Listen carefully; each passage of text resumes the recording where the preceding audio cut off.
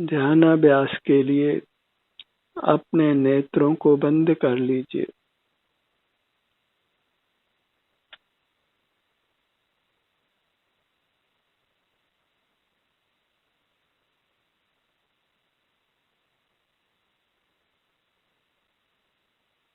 नेत्रों से देखना तब तक ही है जब तक ये मूर्त काया हमारे साथ है। इसलिए नेत्रों से देखते रहने की आदत अच्छी नहीं है।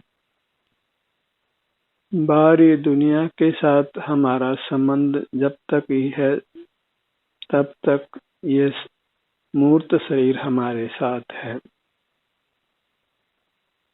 और ये मूर्त शरीर हमारे साथ अधिक काल तक नहीं है। इसलिए बाहरी दुनिया के साथ संबंध रखना योग्य नहीं है, क्योंकि उसमें स्थायित्व नहीं है।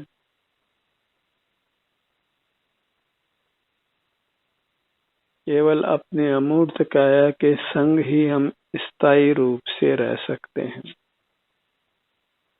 क्योंकि उसका कभी संयोग नहीं हुआ, कभी वियोग नहीं होगा। उसके लिए मूर्त काया के संबंध की आवश्यकता नहीं है। हम स्वाधीनता से अपनी अमूर्त काया के साथ युक्त रह सकते हैं।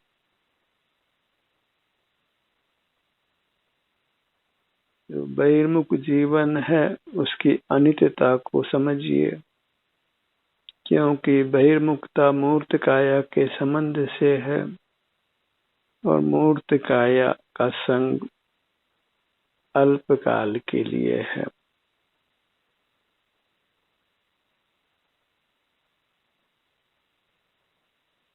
इसलिए अपना ध्यान अपने आप पर ही रखिए।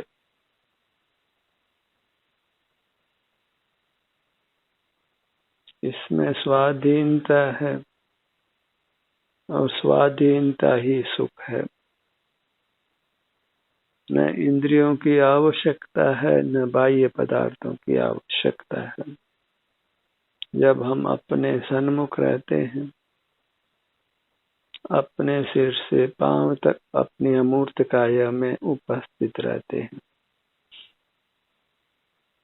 और अपने सन्मुख होने से जो सुख दुख प्राप्त होता है उसी से हम संतुष्ट रहते हैं, क्योंकि उसमें स्वाधीनता है। किंचित भी पराधीनता नहीं है। सारी पराधीनता पर लक्ष्य में है। बहिर्मुखता में है।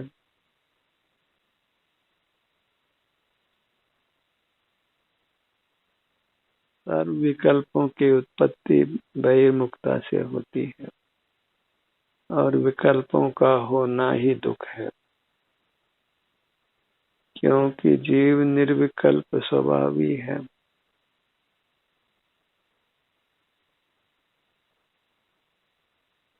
ये विकल्प रहना ही सुख है। वही वीतरागता है। बाह्य दुनिया को विषय नहीं बनाते तो फिर बाह्य दुनिया के साथ राग भी नहीं होता और द्वेष भी नहीं होता।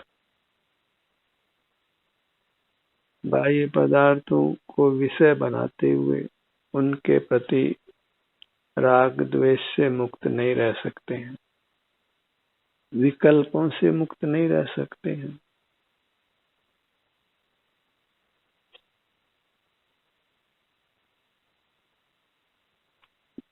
बहिर्मुख जीवन की अनित्यता को भाना योग्य है।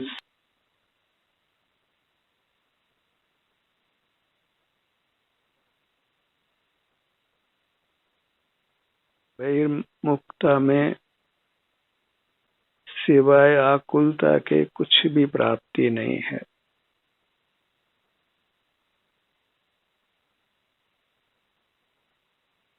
अपने ध्यान को अपने सिर से पांव तक अपने पर ही रखिए।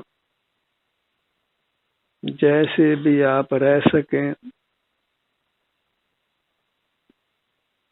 बस अपने सन्मुख रहना है।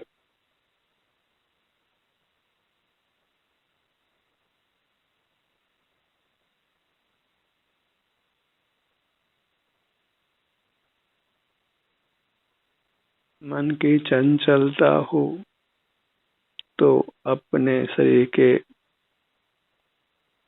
विभिन्न भागों जिनको आप खींच सकते हैं, हिला सकते हैं, तो जागरूक रहकर, होश में रहकर उन अंगों को धीरे धीरे हिलाइए, खींचिए।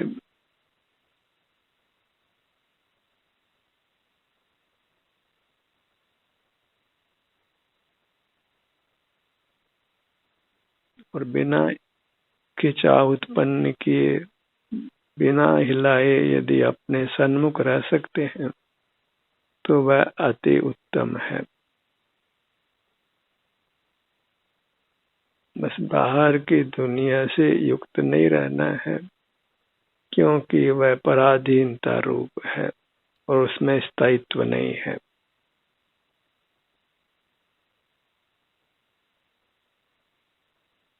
पलक झपकते आयु पूरी होती है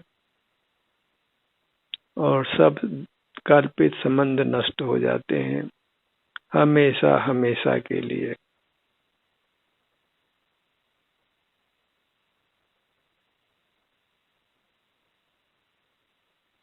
संबंध बनाना ही मोह है, इंद्रिय ज्ञान में रहना ही मोह है, और मोह का फल दुख है।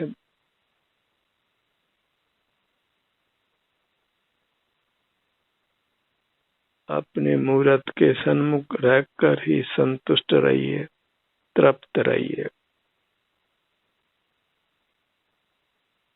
निज में ही रतिवंत बन, निज में ही संतुष्ट रहे, निज में ही बन तृप्त तू, उत्तम सौख्य हो जिससे तुझे। अपने में अर्थात अपनी अमूर्त काया में।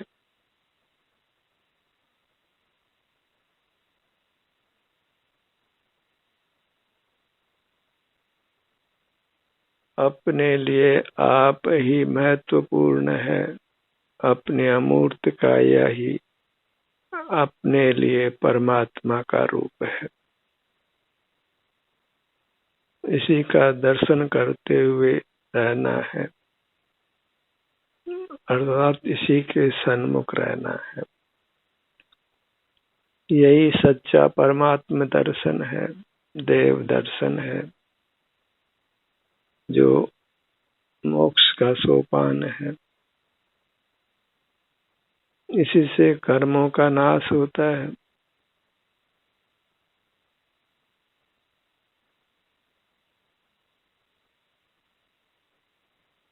दुखों से मुक्ति मिलती है, जन्म मरण से मुक्ति मिलती है।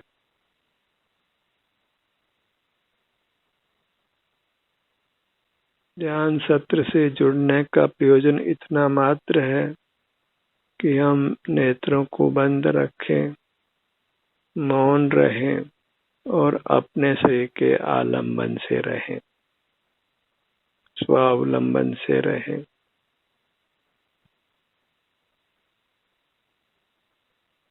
बहिर्मुखता को छोड़ पाना यत्न से ही होता है और वह यत्न करना वांछनीय है।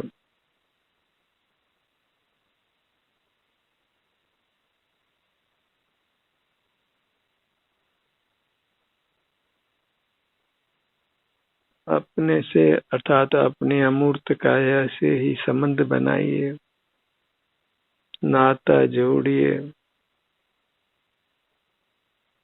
इसी के सन्मुख होने से जो शांति मिलती है,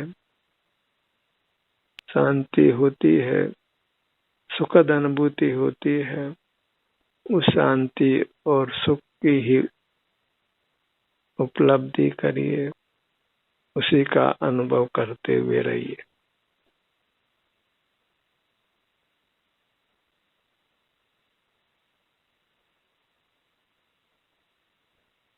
सत्र के दौरान आप अपने को जैसे अनुकूल हो वैसे अपने सन्मुख रहिए। इसका निर्धारण आप स्वयं कर सकते हैं।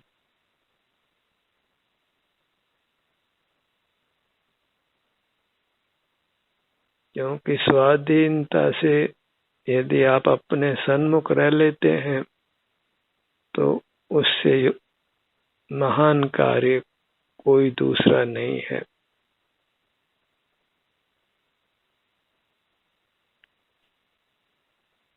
अपने ध्यान को अपने नाभि भाग पर लाइए।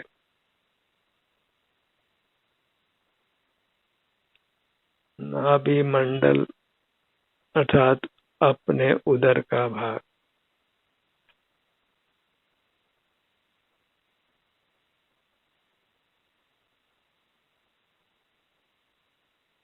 अपना पाचन संस्थान।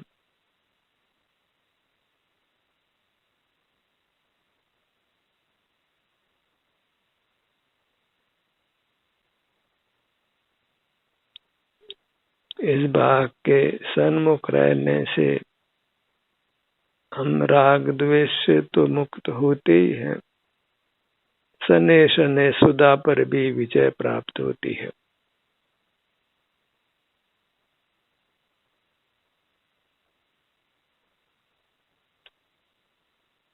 भोजन पाने की आवश्यकता भी कम होती है, क्षुधा तृषा कम सताती है।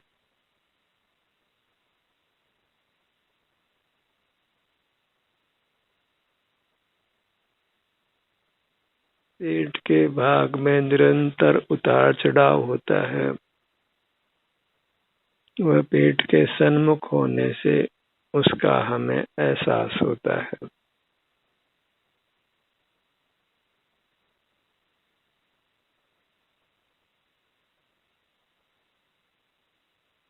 अपने दाहिने हाथ पर अपने ध्यान को लाइए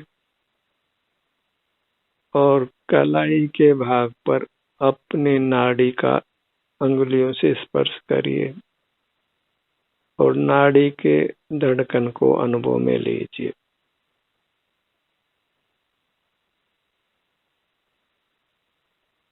अपनी पल्स को अनुभव में लीजिए।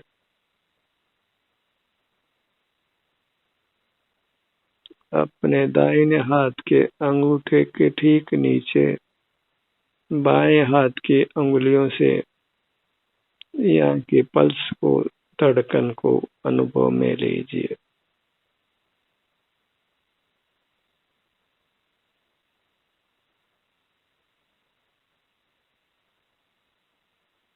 धड़ की गति को परखिए।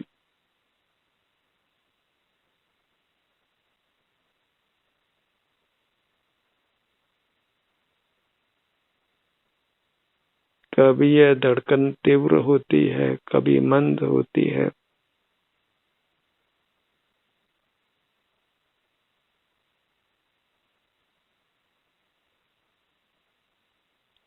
वैद्य लोग धड़कन के संबंध में ही कुशलता प्राप्त करते हैं और उससे स्वास्थ्य की स्थिति को जांच लेते हैं। आप भी अपने धड़कन को स्टडी करिए, उसका अध्ययन करिए। धड़कन की गति को समझने का प्रयास करिए।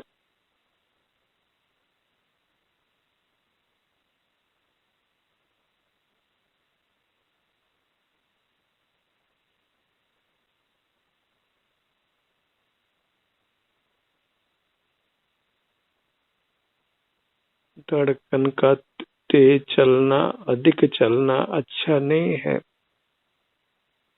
जब अपने सन्मुख रहते हैं, ध्यान का अभ्यास करते हैं तो पल्स उसकी संख्या कम होती है और वह हमारे उत्तम स्वास्थ्य की सूचना है।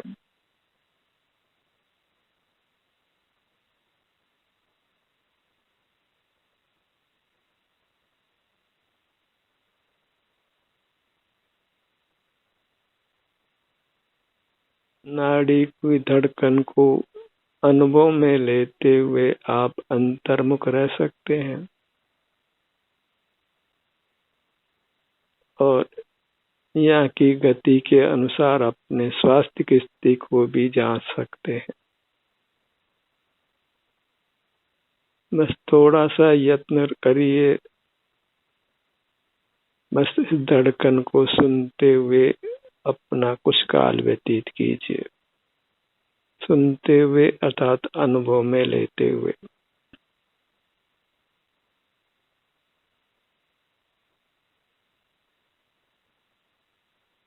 अंतर्मुख रहने में, धड़कन के को अनुभव करने में कुछ कठिनाई भी हो तो भी उस कठिनाई को सहन करते हुए रहिए।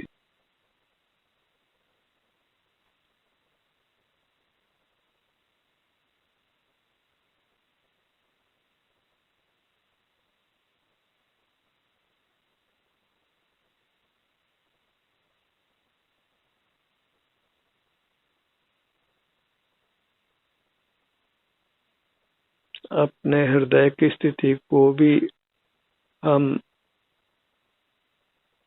अनुभव में ले सकते हैं, नाड़ी की धड़कन को अनुभव में लेते हुए।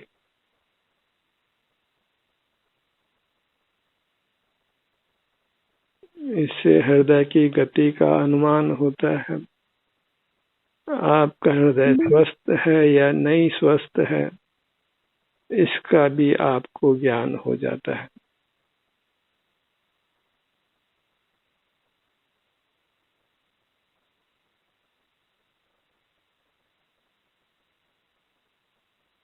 बस अभ्यास की आवश्यकता है। हाथ की नाड़ी पर अंगुलियों को रखते हुए, इस नाड़ी का एहसास करते हुए, आप नाड़ी के संबंध में विशेषज्ञ तो होते ही हैं, पर साथ में अंतर्मुख रहकर बहुत कर्मों की निर्जरा भी करते हैं।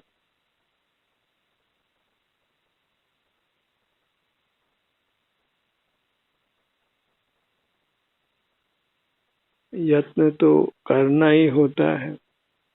अंतर्मुख रहने का यह एक उत्तम साधन है, धड़कन का अनुभव करते हुए रहना।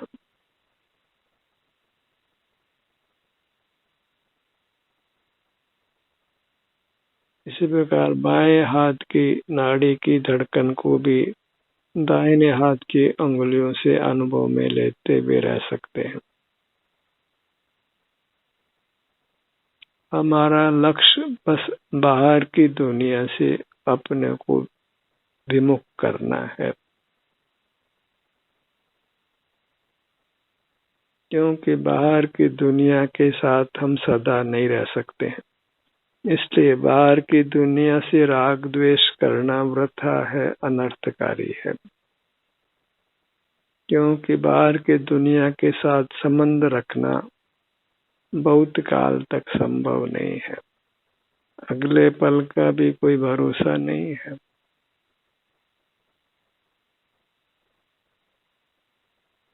अच्छी स्थिति में बात करते करते, बैठे बैठे, सोते सोते, खड़े खड़े जीवों की आयु पूरी हो जाती है,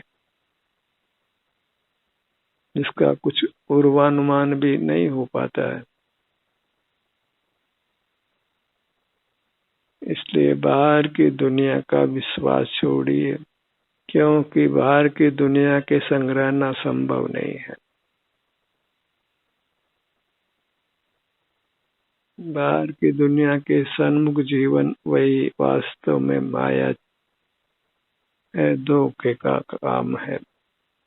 उसी से हम ठगाते हैं, नाना कर्मों के बंध को करते हैं।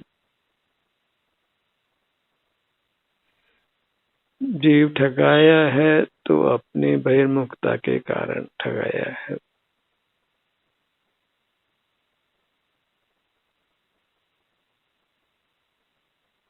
बहिर्मुखता में ही बाहर की दुनिया के साथ हम संबंध कल्पना करते हैं, और संबंध का नाम ही दुख है।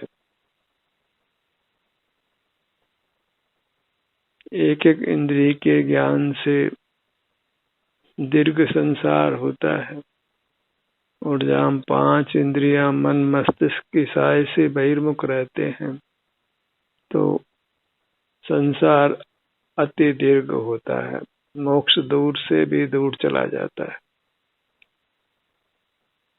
सुख हमारा साथ छोड़ देता है।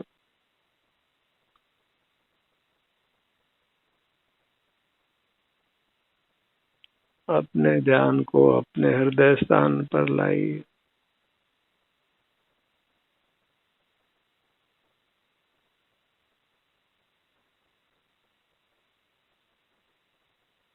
हृदय की गति मंद मंद हो, धड़कन कम से कम हो, इसके लिए हृदय भाग के सन्मुख रहिए।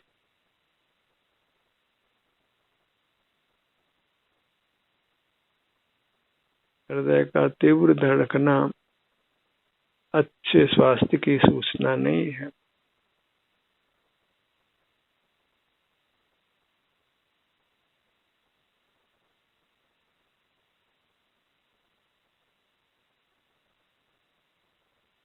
अपने ध्यान को अपने सिर के भाग पर लाइए। आप चाहे तो किसी अन्य स्थान के सन्मुख भी हो सकते हैं, पर होना अपने स्थान के सन्मुख है।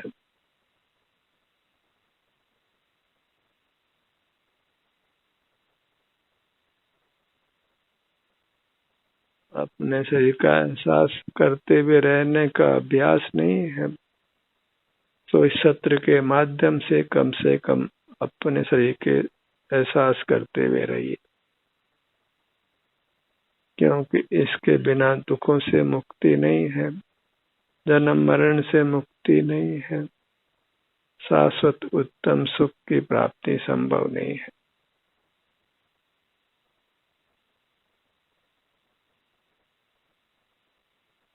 अपने ध्यान को पांवों की तली पर लाइए।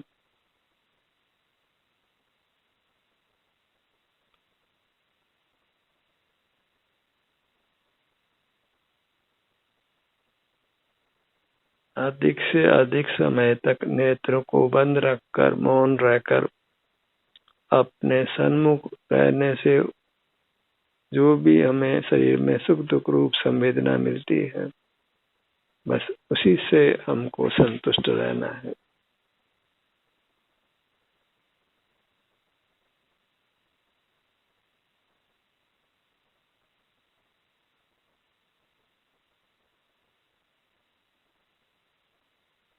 दोनों नेत्रों का भाग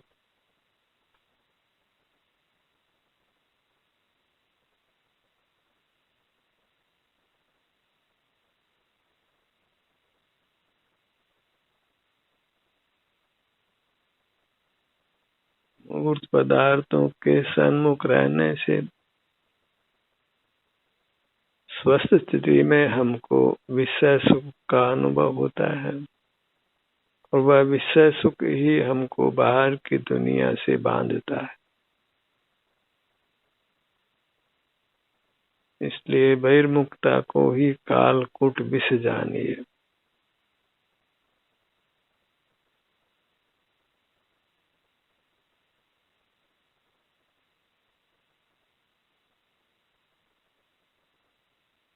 सिर से पांव तक इतने क्षेत्र में ही विचरण करिए।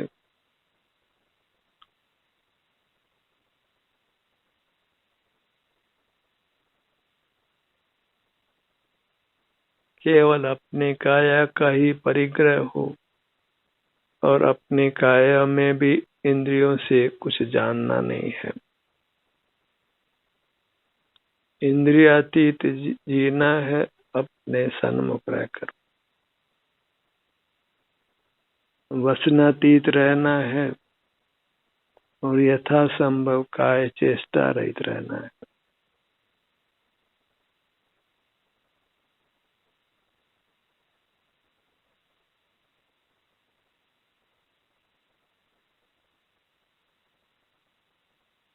अपने नासिका भाग पर आइए।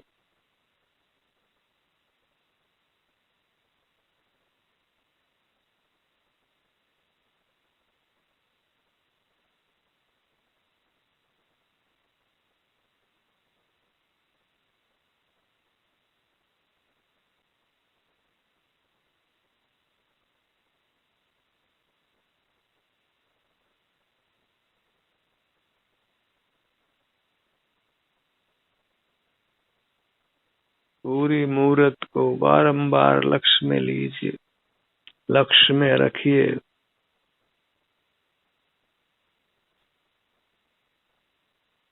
अपना ही अवलंबन वही सुख का भोग है।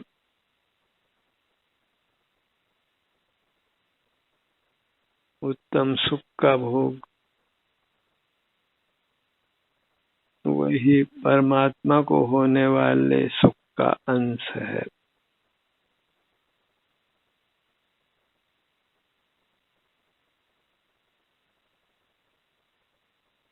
अंतर्मुख रहिए और शरीर के विभिन्न भागों में होने वाली संवेदनाओं को पाकर ही संतुष्ट रहिए।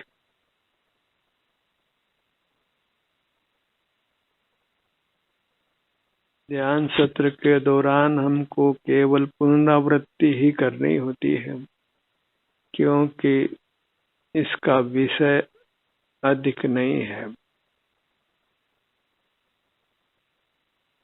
और हमें केवल अंतर्मुख और निर्विकल्प रहना है।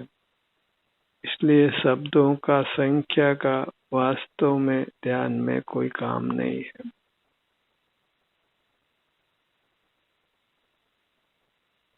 ध्यान का ये सत्र यहीं समाप्त होता है। आपकी सहभागिता के लिए धन्यवाद।